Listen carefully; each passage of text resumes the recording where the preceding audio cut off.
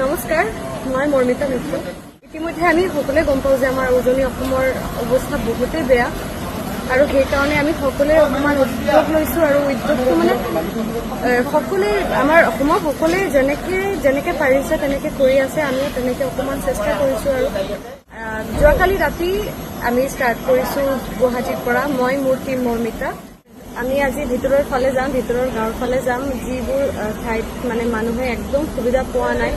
মই গম পাইছোঁ যে ইতিমধ্যে আমাৰ ৰোড ছাইডত থকা কিছুমান মানুহে সাহায্য পাইছে, কিন্তু একদম ভিতৰৰ ফালে থকা মানুহবোৰে সাহায্য পোৱা নাই। আমি চবে আমাৰ ফালৰ পৰা যিখিনি খাদ্য বস্তু লোৱা হৈছে, যিখিনি মেডিচিন, চব যিখিনি বস্তু লোৱা হৈছে সেইবোৰ আমি দিবলৈ চেষ্টা কৰিম।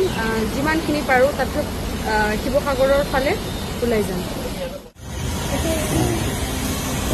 ইয়াতে এটা বস্তাত আছে চিৰা, ইয়াতে পানী লোৱা হৈছে, লগতে আমাৰ খাদ্য বস্তু যিবোৰ পেকিং কৰা হৈছে মানে চালি দালি আৰু যিবোৰ লাগে আমাৰ সেইবোৰ একেলগে ইয়াতে লোৱা হৈছে। এইটো আছে, লগতে ইয়াতে খুলিৰে পৰি যাব। আমাৰ টোটেল 5টামান গাড়ী গৈ আছে। ঠিক আছে ঠিক আছে,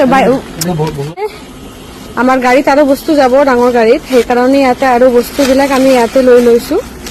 ইয়াতে আমাৰ পেকিং হৈছে, যিটো আমাৰ খাদ্য সামগ্ৰী আছে, লগতে কাপোৰ চাপোৰ গৈছে আৰু খাদ্য বস্তু ইয়াতেও আছে, এইবোৰ লৈছো। টোটেল আমাৰ 3-4টা গাড়ী গৈ আছে। এই হ'ল আমাৰ জুন্তিদাক মই পইচাটো পঠাই দিছিলো যে জুন্তিদা এৰেঞ্জমেণ্ট কৰি থব। ইয়াতে বিস্কিট আছে না, ইয়াতে বিস্কিট আছে, ইয়াতে মমবাতি আছে, যিহেতু ইলেক্ট্ৰিকৰ প্ৰব্লেম হৈ আছে তাতে 5 দিন 6 দিন মান পানী আছে। ইয়াতেও কাপোৰযোৰ আছে। আমাৰ আৰু মাল গৈ আছে। ইয়াতে মেচ বক্স আছে, চাবোন আছে, আমি যিখিনি পাৰিছো আৰু। নহয় দাদা, এনে লৈ লওঁ আমি, তাৰপিছত এইটো আকৌ তাতে ৰখাই দিলেও। আৰু এটা কাৰ্টন আছিলে ন,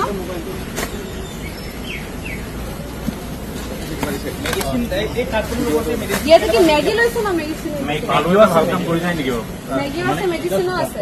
ইয়াতে আমাৰ মেডিচিন চব আছে, ইয়াতে মেডিচিন, চেনিটাৰী নেপকিন, আৰু বহু মানুহৰ ডিচেণ্ট্ৰিও হৈছে, গতিকে এইবোৰ বহুত প্ৰয়োজন, এইবোৰ লাগিবই। পেৰাচিটামল আছে ইয়াতে। একচুৱেলি আমাৰ বস্তুখিনি যোৱাকালি কিনা হৈছে যোৰহাটৰ পৰা, 2 দিন ধৰি পেকিং হৈছে। এইবোৰ বাইদেউ টিমে পেকিং কৰিছে, চব কৰিছে।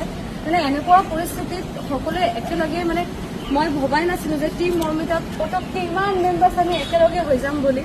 গতিকে সকলোৰে সহায় সহযোগিতা আৰু মানে ইমান আগবাঢ়ি আহিছে সকলোৱে, এইটো বহুত ভাল লাগিছে। বলক আমি ইয়াৰ পৰা যোৰহাটৰ আশে পাশে যিবোৰ গাঁৱৰ মানুহে মানে বিধ্বস্ত অৱস্থাত আছে তাতে আমি আগতে যাওঁ, আৰু তাৰপিছত আমি শিৱসাগৰলৈ ওলাম।